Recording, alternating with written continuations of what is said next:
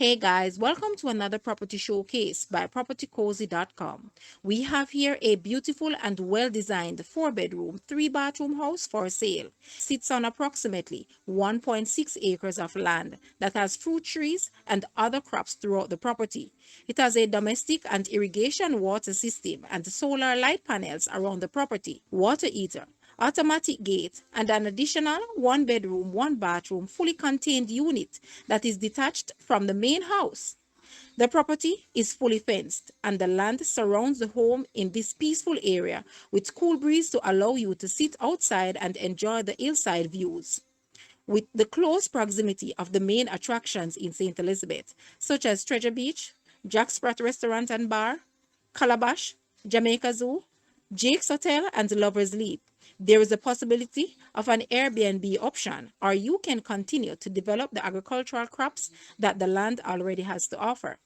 The property offers so much opportunity as you also make it your home to relax and be away from the hustle and bustle. Guys, let's take a look at this house and please watch the entire video for more details at the end.